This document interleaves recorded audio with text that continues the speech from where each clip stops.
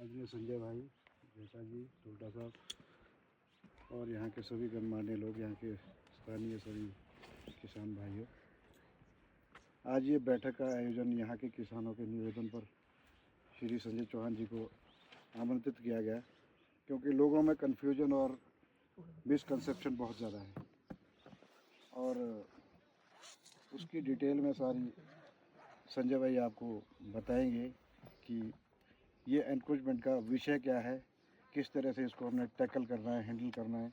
इसमें हमारे पूरे जुब्बल कोटखाई हिमाचल प्रदेश के अंदर कहीं भी लोग काश्तकारी लगभग 80% लोगों ने इस पर कब्जा किया है या अपने नियर बाई जो भी हमने हमारी ज़मीनें थी पूर्वजों ने हमारे को दी थी उसको हमने सेटल करना है। आज का मुद्दा विशेष ये है कि हमने अधिक से अधिक संख्या में एकत्रित होकर संगठित होकर जिस तरह से 2018 में हमने एक मूवमेंट चलाई थी, वो सफलता भी मिली हमारे को। उसमें सचिवालय का घेराव करना पड़ा। अंततः हम सभी किसान बागवान भाइयों को बहुत सारे उसमें शामिल थे। बहुत सारे लोग ये सोचते हैं कि मैं नहीं जाऊंगा तो क्या फ़र्क पड़ जाएगा, मैं नहीं जाऊंगा तो क्या फ़र्क पड़ जाएगा, लोग तो है।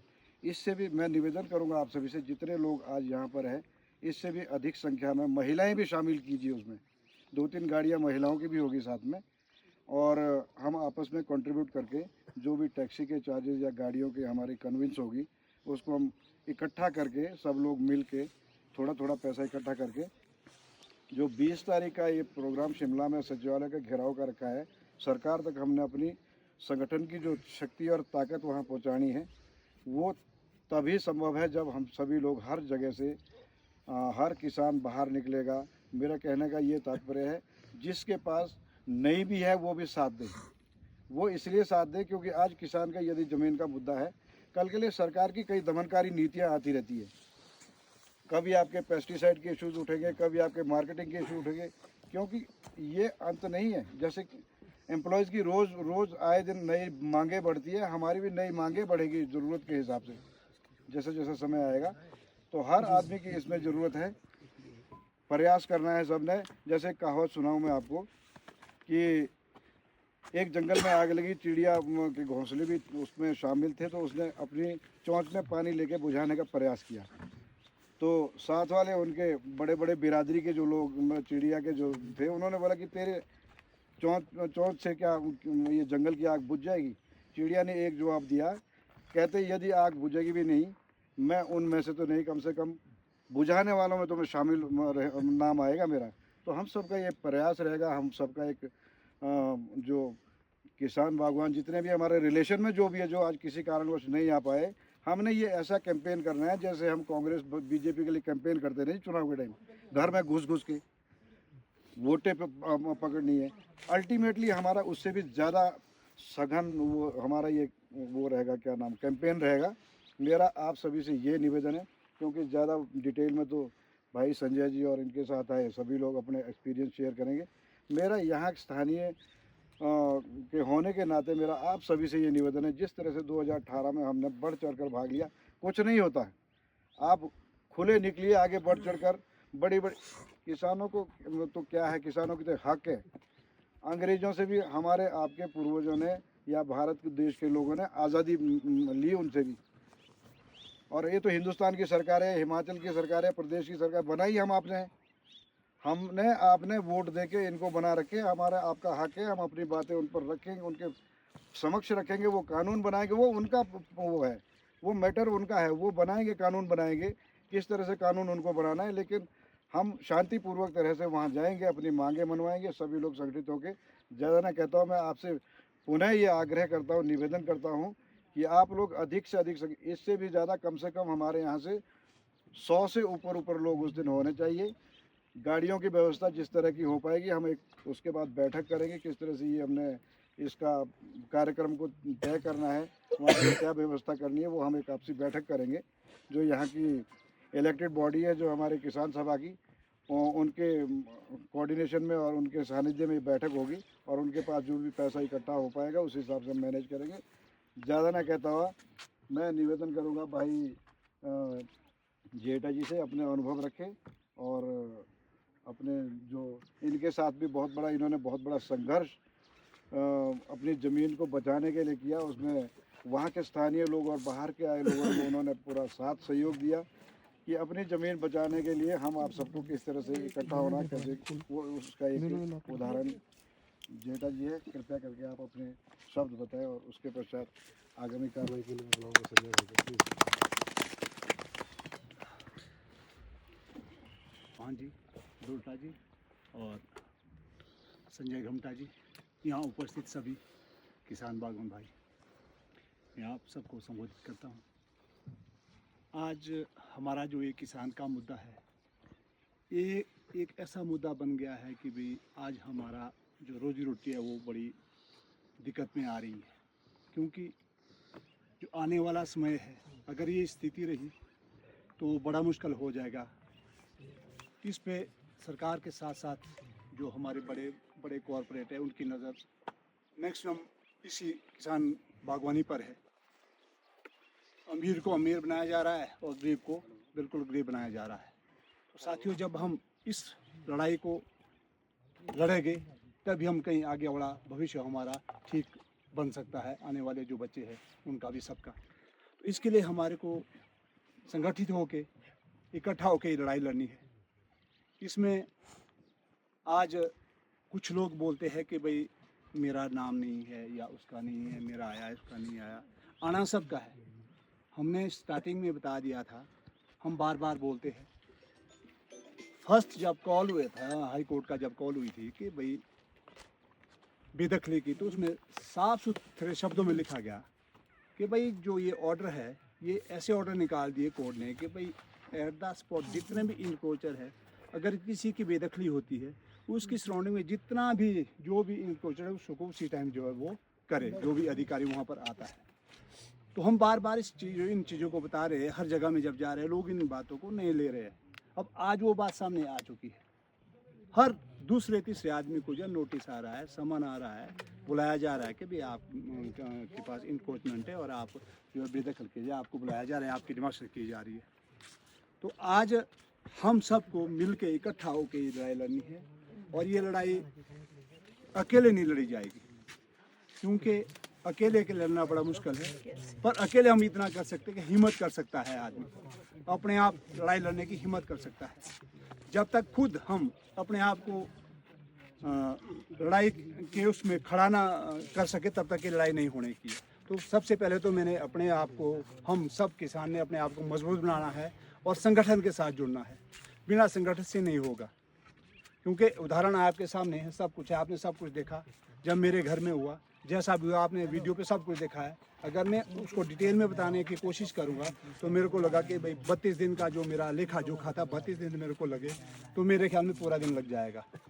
जैसे जैसे जो मेरे ऊपर जो सरकार द्वारा, डिपार्टमेंट द्वारा, सबके द्वारा, राजनीति के द्वारा जो मेरे ऊपर प्रेशर डालने की कोशिश की गई वो इतनी है कि भाई सुनाना मुश्किल है। तब भी मेरे को हिम्मत करनी पड़ी। हिम्मत हुई तब जब मेरे साथ संगठन खड़ा था, संगठन के साथ में जुड़ा हुआ हूँ और साथ साथ मेरा जो गांव का जो लोग थे, मेरे रिश्तेदार थे, सभी नियरेस्ट जितने भी पड़ोसी थे, सब लोगों ने जब सपोर्ट किया तो मैं भी खड़ा हुआ और मैंने लड़ाई लड़ी। आज देखो, मैं एक पिक्चर सबके सामने है, ये डरने वाली इसमें कोई बात नहीं है। वहाँ पर हुआ क्या हुआ, कुछ नहीं हुआ, ना किसी के ऊपर केस, ना कोई हाथापाई, कुछ नहीं। लड़ाई लड़ना हमारा हक है, राइट है, हम लड़ सकते हैं, सरकार के पास जा सकते हैं। जब हम सरकार के पास जाएंगे तभी सरकार जो है हमारे ऊपर कोई ना कोई पॉलिसी लाएगी। अगर हम जाएंगे नहीं तो वो क्यों करेगी? वो तो चाहती है कि भाई तुम जहाँ है वहीं रहे।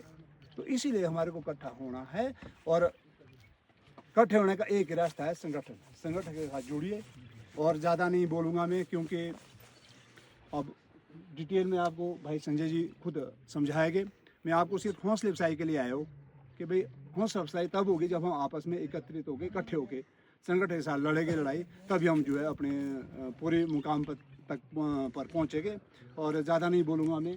साथियों, सब लोग 20 तारीख के लिए ज़्यादा से ज़्यादा लोग शिमला आए और ये आनी है बारी, कोई नहीं बचेगा, कोई नहीं बचेगा। एक से लेकर जेड तक सारा ही ख़त्म हो जाएगा। मैंने बोल दिया, हम जाएंगे कहाँ जाएंगे जब आज नहीं लड़ाई लड़ेंगे, कब लड़ेंगे? नहीं तो 2017 की तरह हो जाना। उस टाइम भी थोड़ा सा फ़ायदा मिला, उस टाइम हम फिर पीछे हो गए, संगठन नहीं बनाया। आज संगठन बन रहा है, किसान सभा और सेब फल उत्पादक संघ, इसके साथ हमको जुड़ना चाहिए। ये मैं बोलूँगा। आप सबका यहाँ आने पर धन्यवाद। सर मेरे भाइयों के लिए खड़ा। एक तो आप अपनी उससे जुबान से नाजायज शब्द और इनक्रोचमेंट निकाल दो, वो होना ही चाहिए उद्धू। समझ इसमें सिस्टम ही कुछ है ये कि कितने हमारे लोग हैं ऊपर जो कोई यहाँ जमीन पर जो सबसे है पहली बात किसी तो विदेश से आए हुए है कोई? कितने लोग हैं जो यहाँ पर जो है देश के दूसरे हिस्से से आए हुए है कोई? होंगे 2-4, कोई होगा भाई, नहीं एक आधा होगा कोई जो बैठा। सभी लोग यहाँ पर जो है ना पुश्ते पुश्तैनी से है ना, पुश्ते पुश्तैनी से है। कोई ऐसा तो नहीं है कोई इंग्लैंड से आया हुआ या अमेरिका से आया हुआ या कोई जो है गुजरात से आया या उत्तर प्रदेश से आया या तमिलनाडु से आया या केरल से। 20 पोस्ट बीत गई यहाँ पर। ये है असली बात समझने की जरूरत। जब राजे महाराजों का भी राज था तब भी हम इन्हीं जमीनों पे हमारे बुजुर्ग जो है चाहे भेड़ बकरी चराते थे, चाहे छोटा मोटा अपने लिए अन्न पैदा करते थे ना। बेशक मालिक नहीं थे हम तब तो जिसका राजपाट था, जो राजा था, राणा था, वही मालिक था। पर हम जो है वो हमसे बेट और बगार लेकर, बेट और बगार थी ना तब, वो काम कराते थे, अपना खजाना भरते थे, अपने भंडार भरते थे और उसके बाद जो है हमारे को जिंदा रहने के लिए वो दे देते थे कि चल भाई ये तेरे खेत में जो है 4 बोरी हुई, 1 तू रख ले, 3 जो है तू इधर दे। यही था काम, यही था ना पहला सिस्टम। बिल्कुल यही था। पर जमीन तो फिर भी थी, 1 बोरी पैदा करने का हक हमारा फिर भी था, आगे नहीं था। समझ रहे हैं ना आप? धीरे धीरे धीरे धीरे जो है ये लोगों को समझ आती रही। फिर कई जगह इस देश में अंग्रेज आ गए, यहाँ तो फिर भी जो राजे राणे थे उन्होंने अंग्रेजों के सामने ही हाथ खड़े करके कि हम तुम्हारे लिए भी काम करेंगे, हमारा भी तुमने जिंदा रखना, वो व्यवस्था चलती। धीरे धीरे लोगों का जो है खेती की तरफ से भी फिर भेड़ बकरी कम हो गई, छोटा मोटा अनाज पैदा करना शुरू कर दिया अपने लिए। फिर थोड़ा बहुत बाजार भी हो गया शुरू, फिर आलू आ गया है ना। फिर धीरे धीरे जो सेब के पेड़ और वो है वो लगने शुरू हो। जब हिंदुस्तान आजाद हुआ तो आजाद होने में जो हमारा संविधान था जिससे देश चलता आज, उससे केंद्र में चाहे किसी भी पार्टी की सरकार हो, राज्य में चाहे किसी भी पार्टी की सरकार हो, सुप्रीम कोर्ट में, हाई कोर्ट में, किसी भी न्यायालय में कोई भी जज हो, पर वो जब भी जो है वो अपनी कुर्सी पे बैठता है, प्रधान भी है ना, मेर सिंह, चंदर, आप में से भी कई चुनेंगे, तो आप शपथ लेते हैं। मैं विधि द्वारा स्थापित, यही होता ना चंदर। मेरे को तो काफी टाइम हो गया, मैंने तो 12 में ली थी, एक बारी 92 में ली थी शपथ, है ना। वोट कर देते लोग बीच बीच में कि चलो तुम भी लड़ते हैं तो तुम भी दे दो गेड़ा, जरा थोड़ा सा जमाती हो जाती। और वो शपथ संविधान की होती, संविधान की होती है। क्यों में संविधान क्या है? संविधान वो दस्तावेज है जिसको हिंदुस्तान आजाद होने के करीब 2-2.5 साल से ज्यादा समय लगा कि ये इतना बड़ा देश जहां पर अलग अलग प्रांत है, अलग अलग भाषा बोली जाती है, अलग आप भी चला सकते, अलग अलग जाति है, अलग अलग तरह के लोग हैं, ये जो है क्या नाम, कैसे इसको चलाना है, वो सारा जो है वो तय हुआ कि भी विभिन्न भाषा के लोग, विभिन्न धर्म के लोग, विभिन्न जाति के लोग, विभिन्न राज्य के लोग, जिनके अपने रीति रिवाज, संस्कार वो है अलग अलग पूजा पाठ का रास्ता है, देवी है, देवते हैं, इन सबको एक देश में कैसे चलाना है। उसमें अलग अलग धाराएं जो है, अनुच्छेद, आर्टिकल्स, वो उसमें डालेगी। उसमें यह कहा गया कि भी इतने बड़े देश के अंदर लोगों को जो है कैसे जो है उनका जीवन आगे तरक्की की तरफ ले जाया जाएगा, वो उसके अंदर है। तो उसमें कहा कि भी हर धर्म के, हर जाति के, हर क्षेत्र के, हर भाषा बोलने वाले लोगों को उनके जो है जो अपने संस्कार है, परंपरा है, रीति रिवाज है, उसके अनुसार आगे बढ़ने के लिए इस देश में सबको मौका देने का काम है। उसी में ही एक, मैं ज्यादा नहीं, बहुत सारे अनुच्छेद है उसमें, है ना। एक है अनुच्छेद 21, आर्टिकल 21। उस आर्टिकल 21 में सरकार ने क्या कहा उस संविधान में, संविधान लिखने वालों में, कि जो भी इस देश में रहने वाला उसको, डिग्निटी वर्ड है उसमें यूज किया हुआ, मतलब इज्जत से, शोहरत से अपने जीवन जीने का अधिकार है, उसको छत का अधिकार है, right to shelter, right to life with dignity. ये अगर मैं कोई गलत बोल रहा हूँ ना, आज है ना, आजकल जो है उसका जमाना है, क्या नाम, इंटरनेट का। ये संजय भी ले आया मेरे पास बीमारी, है ना। तो वो जो है क्या नाम, वो उसके अंदर वो अधिकार जो है वो दिया गया कि हर व्यक्ति को, वो गरीब है, अमीर है, किसी भी जाति से संबंधित है, किसी भी धर्म का है, किसी भी क्षेत्र में रहता है, तो उसको डिग्निटी के साथ जो है अपनी उसके साथ जिंदगी जीने का अधिकार, ये है right to life with dignity. उसी में ही जो है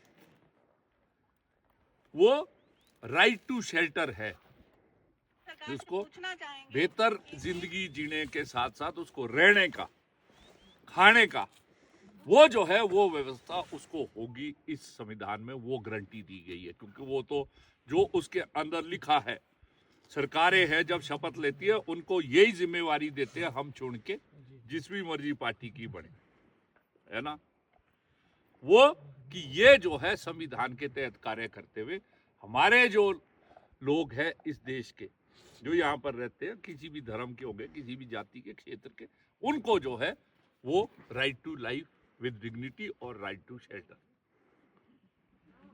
और उसमें क्या है, बहुत सी चीजें हैं। शुरू में तो था कि रोटी, कपड़ा, मकान।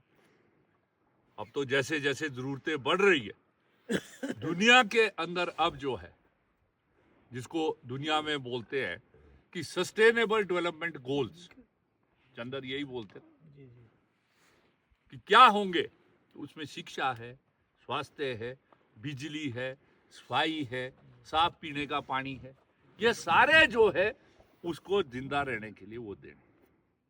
पर अभी क्या है, हमारे पिताजी, हमारे दादाजी ने ये पेड़ कोई एकदम तो नहीं हो गए, आया यहाँ कभी फॉरेस्ट वाला या वो नहीं है, उसको बोलना आते हैं आजकल पढ़े लिखे छोकरे, वो देखा होगा जय सिंह के घर में भी आजकल यहाँ जो एक है, वो पढ़ाई लिखाई में कोई ऐसे समझते हैं कि हमारे से ज्यादा ज्ञाता तो कोई नहीं। जो किसान है जिसने अपने तजर्बे से इस पहाड़ में जो है ना, करोड़ों रुपए पैदा कर दिए, कहीं नहीं हो सकते, कहीं नहीं हो सकते, है ना, वो तो उसको कुछ आता नहीं, वो तो ऐसे ही है। तो उसको ये पूछना, भैया जो ये पेड़ लगे हुए, तेरे को पढ़ाया होगा उसमें, जब पढ़ा होगा कि कितनी उम्र है इसकी पेड़ की, कि मैं देख रहा था कोई 40 साल के है, कोई 45 साल के, कोई 50 साल के। तो ये किस लिए है कि हमारे बुजुर्गों ने जो हमें संसाधन दिए, जमीन दे, उसको सरकार ने मदद करते हुए जो है यहाँ पर ये हमने ये खड़ा कर दिया है, यहाँ पर जो ढांचा।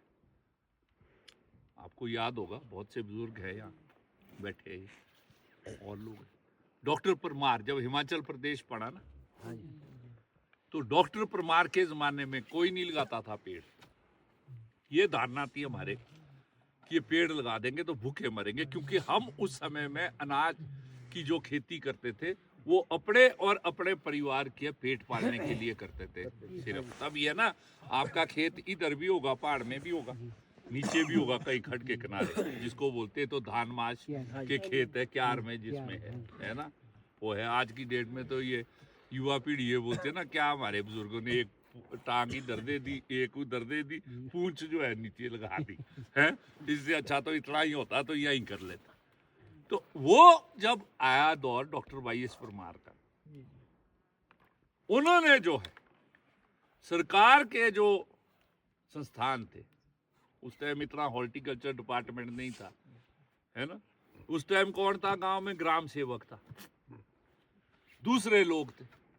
उनको बोला कि भाई अब ऐसा इस पहाड़ में कुछ नहीं हो सकता। परमार बहुत नीचे से उठे हुए आदमी थे, गरीबी से उठे हुए आदमी थे, उन्होंने देखा, बहुत संघर्षशील थे कि भाई ये संभव नहीं है कि भाई ये जो है ये यहाँ पर हो सकता।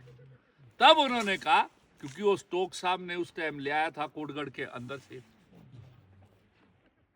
फिर ये समझ दी कि ये सेब है जो लोगों को छोटी लैंड होल्डिंग में जो है लोगों को बेहतर जीवन जीने के लिए जो है, तब वो उन्होंने किसी को 2 पेड़ किसी को 5 पेड़ जो है वो किए। जब लोगों ने उसके लिए भी मना किया तो परमार साहब ने कहा कि जबरदस्ती लगाओ। आज की डेट में तो दुनिया के पौधे ला रहे हैं ना हम, और ये नई पीढ़ी को, कोई बोलता जी इटली से ला रहा हूं मैं, कोई बोल रहा है जी न्यूजीलैंड से ला रहा हूं, कोई बोल रहा है जी हॉलैंड से ला रहा हूं। आज की डेट में तो ये दौड़, उस दौर के अंदर ये जो है ये आया। और तब क्या था, जमीनें कम थी, लोगों के बंटवारे हो रहे थे। तब सरकार ने 1968 के दौर में एक पॉलिसी ले आई कि जिन लोगों के पास जमीन कम है ना संजय दल्या, रोटेशन कर रहा था, है ना, हाँ, जिनके पास जमीन कम है उनको जो है जमीन देने का काम जो है वो किया जाए।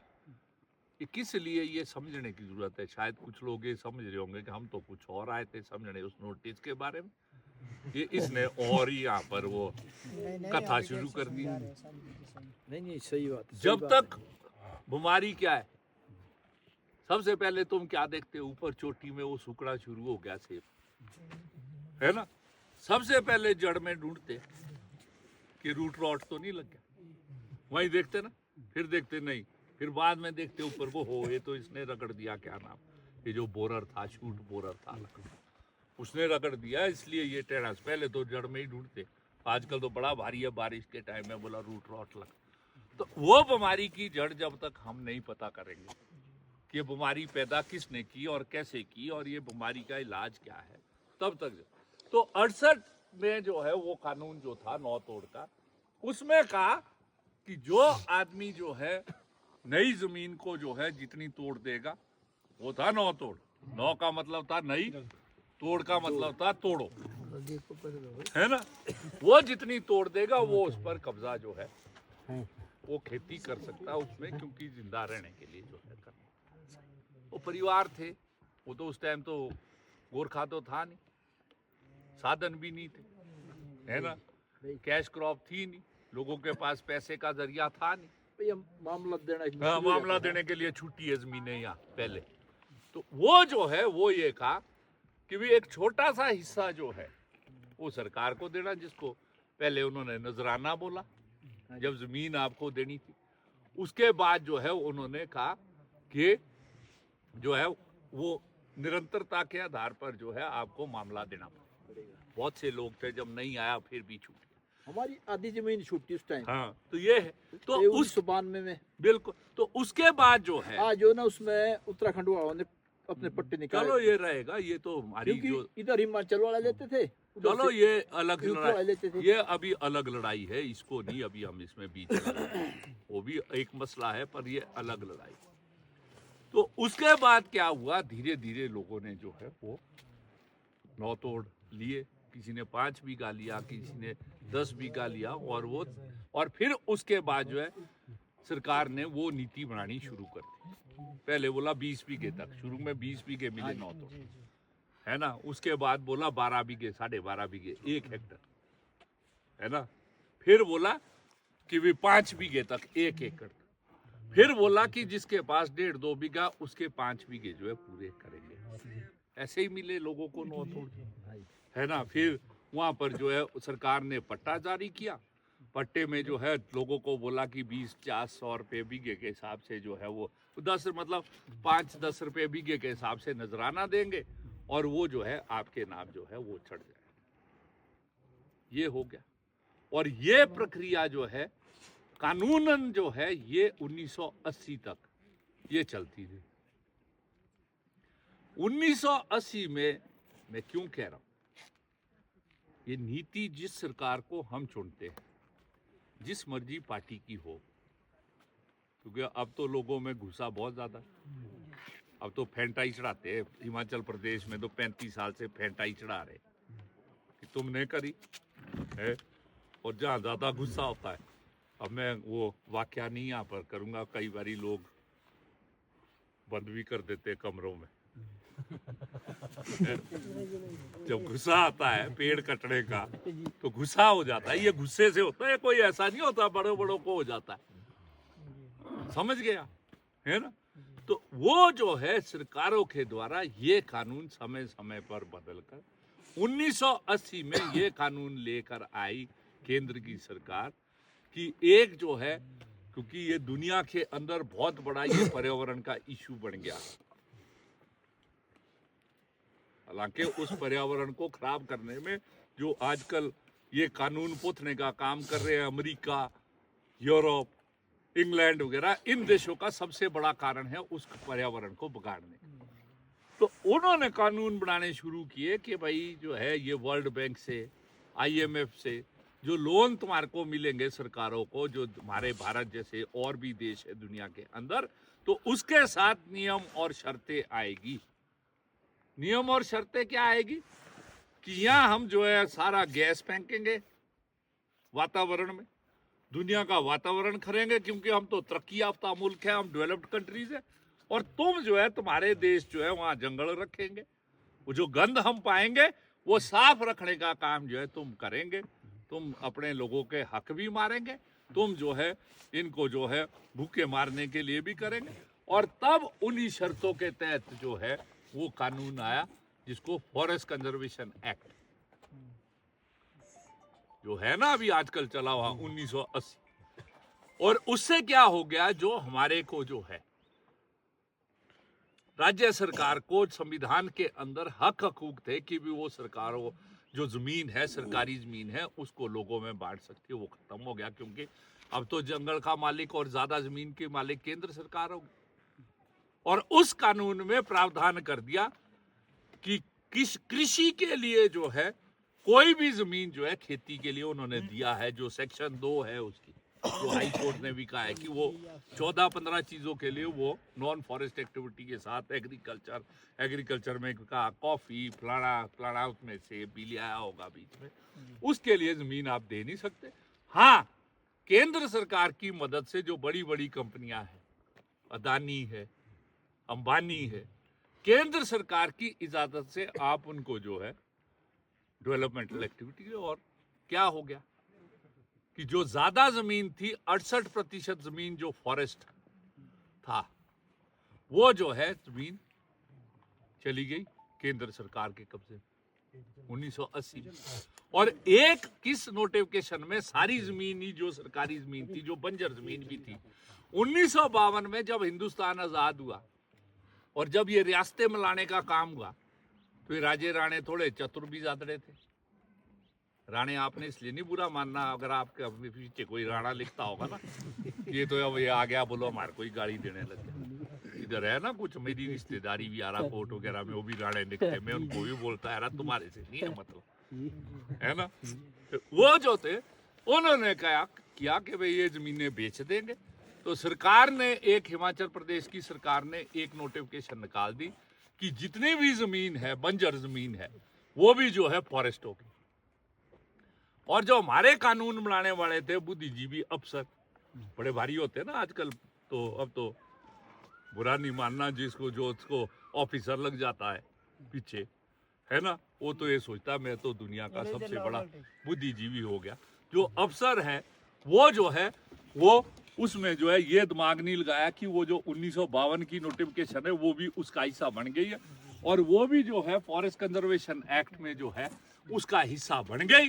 और आज क्या हो गया कि 68% जो फॉरेस्ट लैंड है और उसके बाद जितनी भी बंजर भूमि है वो भी जो है क्योंकि 1952 की नोटिफिकेशन के तहत जो है वो उसके अंदर जो है वो शामिल हो। अब क्या हो गया 1980 के बाद जो है निरंतर 85-86 से वो मांग बढ़ती रही कि हमको जमीन दो। सरकारों ने ऐसा नहीं, जो भी सरकार आई प्रयत्न किया पर दे कहां से, वो तो फॉरेस्ट कंजर्वेशन एक्ट था। केंद्र सरकार को भेजते थे, वो बोलते थे नहीं भैया इस कानून में प्रावधान ही नहीं। फिर उन्होंने कहा कि हम जो है जो दूसरी जमीन है फॉरेस्ट छोड़कर वो देते रहे। उसके बाद काफी जगह देखा होगा आपने, ये जो परे छाजपुर से परला एरिया है ना, जहाँ से बरथाटा में जब लैंडस्लाइड आया है ना, वहाँ जो है कौन सी जगह वो भलाई में बहुत से लोग हैं नंदपुर से परे को जिनको वहाँ लैंडस्लाइड आ गया, वहाँ जमीन दे दी। ये इधर परे जो है ये जहाँ पर ये बढ़ाड़ के साथ जब आया कुछ देवरी घाट में है ना, वहाँ पर जो है सरकार ने जमीन दे दी। 1996 में एक सुप्रीम कोर्ट में केस किया एक फॉरेस्ट का ऑफिसर था गोदारमन, उसका नाम भी मेरे को थोड़ा बोलते हुए देर हाँ है ना। तो उसने एक केस फाइल कर दिया और सुप्रीम कोर्ट ने कहा कि जिस भी जमीन पर जो है वन भूमि लग जाएगा वो जमीन जो है उसको आवंटित कोई सरकार नहीं कर पाएगी। और 1996 से लेकर अभी तक वो केस चल रहा है, अभी तक नहीं सेटल। ये कोर्ट कचहरियों का भी समझने की जरूरत है। ऊपर से तो ऑर्डर आ जाते हैं फटाफट करो। अपनी बारी 1996 का मतलब है पिछले 29 साल से वो केस नहीं अभी तय किया। और इस केस के तहत चलते लाखों परिवार है हिंदुस्तान में जो अभी जमीन से वंचित है, जो उसमें है, जो उसको जो है वो अभी है पर वो अभी निर्णय नहीं आया। तो उसके आधार पर जो है वो जमीन अभी बांटनी बंद कर। फिर 1996 के बाद जो राज्य सरकार के पास छोटा मोटा जमीन देने का अधिकार था वो भी खत्म हुआ।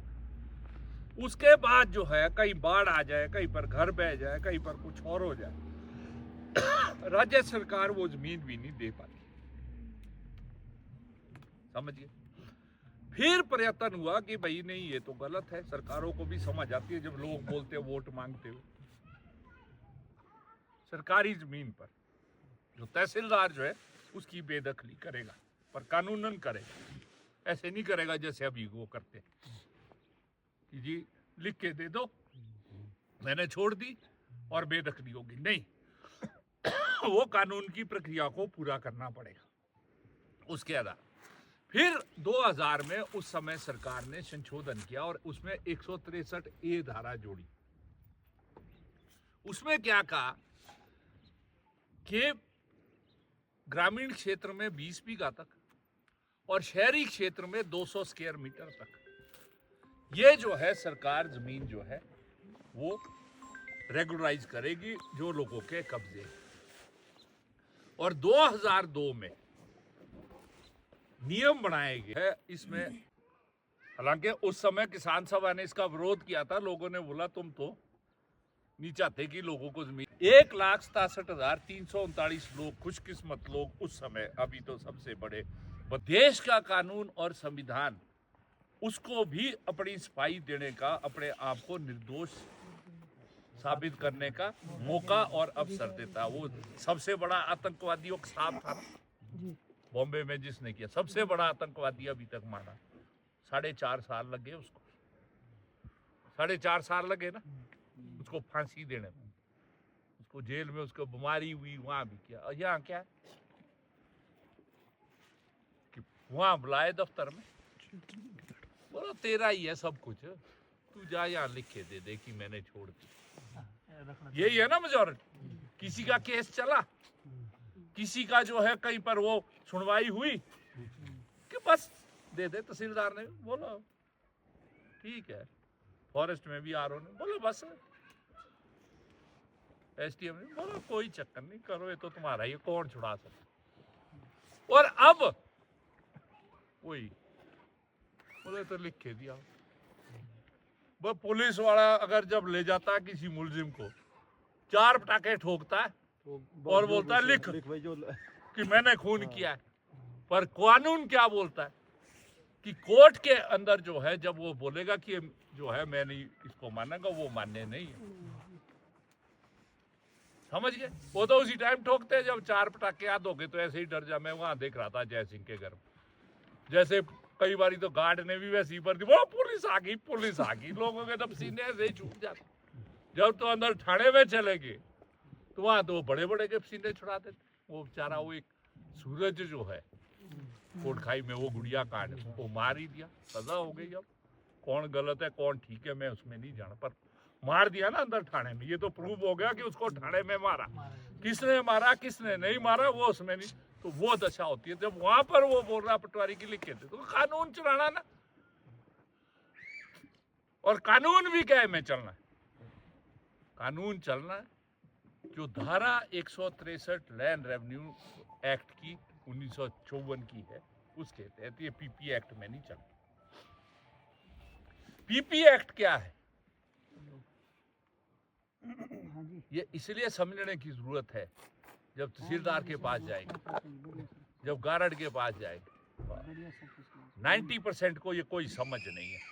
बाउंड्री एक हद जो है सरकारी है, एक हद जो है प्राइवेट है या हमारी है, इंक्रोचमेंट है या जो भी, मैं नहीं मानता उसको, या हमारा कब्जा है। कभी नहीं इस्तेमाल करना इंक्रोचमेंट, दूसरे को भी बोलना, बोलो चुप कर। हम यहाँ पर कितनी पुश्तों से रहते हैं, इन्होंने बोला कितनी 10-12 पुश्तों से आप यहाँ। हाँ जी हाँ जी। है तो इंक्रोचमेंट है। इंक्रोचमेंट तो तुम कर रहे हैं, सरकार कर रही है, दूसरे लोग कर रहे हैं हमारे उसको घुस के। तो इसलिए जो है मैं हमारे कब्जे की जमीन है और सरकारी जमीन है, वहां पर तहसीलदार से कम नहीं कर सकता। तुम्हारा तहसीलदार को आना को नोटिस इतना जैसे पर्चू दे रहे। अब तो नकल का जमाना नहीं है ना, हमारे टाइम में उतने पर्चू तो नकल के लिए ले जाते थे कॉलेज में, स्कूल में, वैसा ही होता था बनाया है। तो वो जो है वो पर्चू दे रहे कि आपकी डिमार्केशन है, आ जाओ, नहीं आए तो हो गई तुम्हारी। ये नहीं चला। अब बुनियादी बात क्या है, हम बिल्कुल कानून की इज्जत करते हैं, हम कहीं नहीं कानून को तोड़ने की बात करते। हम जो बेदखली की प्रक्रिया है वो जिस भी स्तर पर है उसकी भी इज्जत करते हैं। अगर हमने कुछ किया है उसके लिए भी हम लड़, पर ये नहीं होगा, ये घास कटाई नहीं होगी। वो चाहे डीएफओ कर रहा है, चाहे तहसीलदार कर रहा है वहां दफ्तर में बैठ, इवन हाई कोर्ट कर रहा है, मुझे अधिकार है कोई भी निर्णय अगर ऐसा दे रहा जो गैर कानूनी, मैं नहीं बोल रहा हूं, वो सुप्रीम कोर्ट बोल रहा है कि तुम कानून की प्रक्रिया को पूरा नहीं कर रहे। बाबू राम के केस में प्रक्रिया करो, आ जाओ, जिसको नोटिस आता है बोलो नमस्ते करो, जितने मेरे पड़ोसी है सबको नोटिस दो, ये तो कानून। तहसीलदार महोदय आओ, नापो, करो शुरू। और क्या नापना है, फिर क्या बोलता अग्रे डिमार्केशन कि जो सेटलमेंट के टाइम में 3 पक्की बुर्जी है, त्रिभुज बनता है तब नपता है, उस बुर्जी को पकड़कर जो है वो करना, ऐसे नापा जा सकता है। ये सड़क है, सड़क तो अब एक्वायर ही नहीं होती, वो तो ठेकेदार की है, तो नहीं कोई ठेकेदार बुरा नहीं मानता, वो तो ठेकेदार का जेसीबी जिधर को घुस गया है उधर को हो गया। तो वो सड़क क्या पड़नी थी यहाँ से, ठेकेदार का जेसीबी घुस गया यहाँ से, तो ये तो गया बंदा ऊपर वाला तो खत्म, डेड है, उसकी तो जमीन आ रही नहीं। वो जो 3 बुर्जी है वो हो सकता है उस कंडे में, वो ऊपर फॉरेस्ट, वो जो टॉप है कईयों की जुब्बल में मैंने देखा, वो जो कूपड़ है ना ऊपर, कूपड़ में है लगी, अगर पटाड़गढ़ नापना है तो कुप्पड़ से लाना पड़ेगा जंगल नाप के। पहले तो जंगल करना ना पूरा जिसका मसला है, उसके बाद होगी मेरी निपाई। अगर मैंने ननकड़ी में हाटू से लाना पड़ता है नाप के। हम बोल रहे नापो, ले आओ, ला दो ना, लगाओ जरा इन जंगलों में, तब पता लगे इन झाड़ियों में तुम्हारे को। जाना तो चाहिए था आगे पीछे, ये जंगल जले हुए, इसकी आग बुझाने का भी नहीं आते फॉरेस्ट वाले। इसके लिए रखा ना ODF, क्या के लिए रखा? तो इसलिए जो है ये कानूनी प्रक्रिया जब पूरी होगी उसके बाद तहसीलदार या DFO जब देगा तब भी मुझे अधिकार है डिविजनल कमिश्नर के, हाई कोर्ट में, सुप्रीम कोर्ट में और जा सकता हूं। तो अभी तो हो ही नहीं रहा, तो घास कटाई है। आगे चलो जी, ताड़े ले आए हमने खरीद के, क्या के लिए ले आए? कर लो ना तुम पहले, मेरे को राइट है। जयसिंह हाई कोर्ट ने फैसला दिया तो इसका राइट है सुप्रीम कोर्ट जाने का। नहीं होगा वहां पर फिर फुल बेंच में जाएगा, अगर डबल बेंच से हो जाएगा, वो तो अधिकार है ना मेरे को। तो ये है एक पहलू इसका। तो इसके लिए क्या है जो करना है कि जब भी कोई आएंगे नमस्ते करनी है, कुर्सी किसी को नहीं देनी। मैंने देखा कई जगह ऐसे दौड़ते कुर्सी ले, आओ गार्ड साहब, आओ RO साहब, ये तो DF आ गया, पूरा गांव ही देखा मैंने उसको। फिर मैंने बाद में समझाया, मैं कहा यार तुम तो मेरे को मरवा दे। बोला जी कैसे, इतना बड़ा सा? मैं कहा तुम्हारे घर में ताला लगाने आ रहा है, ये तो उस पागल कुत्ते की तरह जो खाने ही आ रहा, और तुम बोल रहे ले भाई खा, मार तुम्हारी टांगे कर ले, बोलो खा। जयसिंह की भी खा, साथ में हमारी भी खा, और बंद करके चला जाए। बिल्कुल नहीं, वो मेरा भाई भी होगा, उसको भी बोलना तू अब जो है हमारे हक में हमला करने आ रहा, हमारा तेरे से झगड़ा कोई नहीं, इसलिए तू जा, तेरे को कानून लागू करने का, जा नाप के ले आ वहां से, है ना। इसलिए कोई हो। तीसरी बात क्या है कि इस गैर कानूनी रूप से डिमार्केशन हो रही है, उस पर कभी सहमति नहीं दे। वो राइट है आपका, वो कर दे पीठ के पीछे, कोई चक्कर नहीं, वो कर दे। हम उसको भी जो है उस डिमार्केशन को और उसको चैलेंज करें, वो भी मेरा अधिकार है। अगर वैसे तो जब डिमार्केशन होती है तहसीलदार आपको इन्फॉर्म करेगा कि भाई मैंने ये डिमार्केशन फाइनल कर दी है, इसलिए कोई नहीं करता। यहाँ तो ऑर्डर नहीं दे रहे, यहाँ तो ऑर्डर नहीं दे रहे, वो उसकी जिम्मेवारी है उसको ऑर्डर को सर्व कराना। अगर 2012 में, 15 में या 18 में या 20 में हो गया तो उसकी जिम्मेवारी है, वो आपको जो है बताए बिना उसके घास कटाई चली। अब तो मतलब पूरा ही खेत काट दिया ना हमारा इसका। तो इसलिए जो है उसको करना है। कहीं भी डिमार्केशन होगी, कहीं भी कुछ होगा, कुछ दिनों के बाद दफ्तर में जाके उसकी कॉपी निकाली, तहसीलदार ने अगर फाइनल कर दिया तो उसको SDM के वहां चैलेंज करना, SDM ने कर दिया तो DC के चैलेंज करना, DC ने कर दिया तो डिविजनल कमिश्नर ने चैलेंज। डिमार्केशन ऑर्डर तो छोड़ो, ऑर्डर की तो बड़ी बात है। तो ये प्रक्रिया जो है हमको जिम्मा लेना पड़ेगा इस देश के कानून को लागू कराने। तो जब तक वो अंतिम निर्णय नहीं हो सकता तो ये भूखे ब्राग वाला काम नहीं हो सकता। तो इसलिए अभी जो भी डिमार्केशन करने आ रहा है, प्रॉपर डिमार्केशन करो, और हम इससे तुम्हारी सहमत है नहीं इस घास कटाई, समझ गए? किसी ने भी उस पर साइन नहीं करना। ये मैं इसलिए बोल रहा, हम पहली मीटिंग में सबको यही समझाते, किसी ने डरना नहीं है। इससे बड़ा जुल्म हो सकता है कि आपकी 3 पुश्तों की कमाई, मकान, आपकी 3 पुश्तों ने जो ये पेड़ पौधे लगाए हैं, खेती कर रहे हैं, उससे ही आपको बेदखल कर रहे हैं, उससे ही आपको जो है बेघर कर रहे हैं। तो उससे बड़ा जुल्म क्या हो सकता है?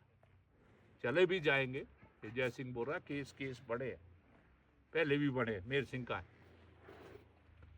17-18 में भी केस बने। आपको कितने लोग थे जब हमने यहाँ पर मीटिंग करी थे उस टाइम? कितने? अब बुरा नहीं मानना, मैं थोड़ा स्पष्टवादी जैसा हूं।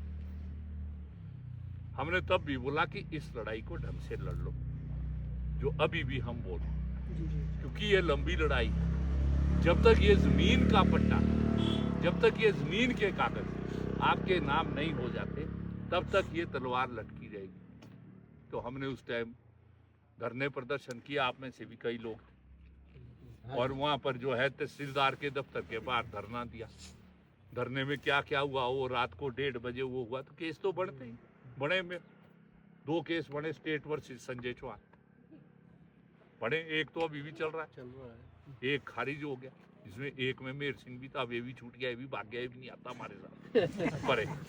दूसरे में कि भाई मैं भी आऊं तुम्हारे साथ, मैं भी था, एक में ये हो गया, एक में हो गया ना, खारिज हो गया, एक चल रहा केस वही बनने। पर वो केस जो है इतना जुल्म नहीं ढाते जो अभी हमारे साथ मकान से बाहर रखकर, जो हमारे साथ जमीन रोजी रोटी का साधन छीन कर जो हो। मान लो कभी अगर चले भी जाए पुलिस में तो बढ़िया इंतजाम होता वहाँ।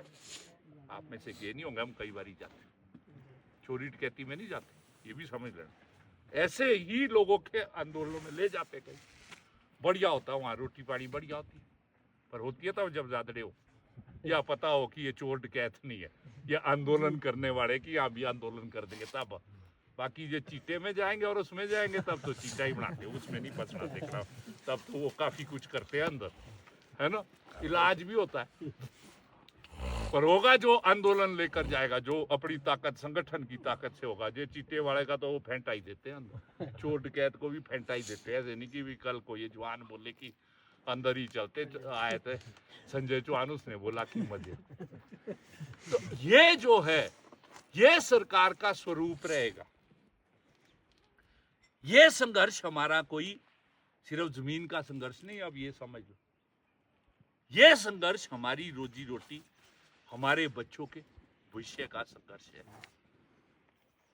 आज मुझे बता दो आप, आपके ये चले जाए, अभी मेहर सिंह बोल रहा था ये भी ऐसा है, ये भी वैसा है, ये भी वैसा है, 80% वैसे है, चले जाएंगे। क्या है आपके पास कोई रोजी रोटी का साधन है किसी के पास? कुछ हाँ। तो इसलिए ये सिर्फ जमीन का मुद्दा नहीं है, ये सिर्फ जो है इसलिए नहीं है कि हमने मकान बना दी, ये मुद्दा हमारी जिंदगी और मौत का और हमारे बच्चों के भविष्य का मुद्दा है। आज दूसरे लोग किस तरीके से देखते हैं, हम लोग हैं, हम लोगों के लिए लोग बोल रहे हैं आपका तो कुछ नहीं है, क्यों फंसे हुए, आपका तो 1 इंच नहीं। पर समाज के अंदर अगर मेरे गांव में, मेरे इलाके में, मेरे प्रदेश में, मेरे देश में लोग भूखे मरेंगे तो मेरे से ज्यादा जो मतलबी और सेल्फिश आदमी कोई नहीं है। मेरे पड़ोस में अगर कोई जो है किसी के पास खाने को नहीं है, अगर मेरे को उसका देने की सामर्थ्य नहीं है तो मेरे को कोई हक छीनने की सामर्थ्य भी नहीं है। ये मैं उनके लिए बोलता हूँ जो घर में बैठ के जो भाषण देते हैं कि इन एनक्रोचमेंट वालों ने तो सत्यानाश कर दिया, नहीं तो हमारे सेब तो टिकटों पे बिकड़े थे, क्यों नहीं बिके पिछली साल? 2 करोड़ पेटी हुई ना 2010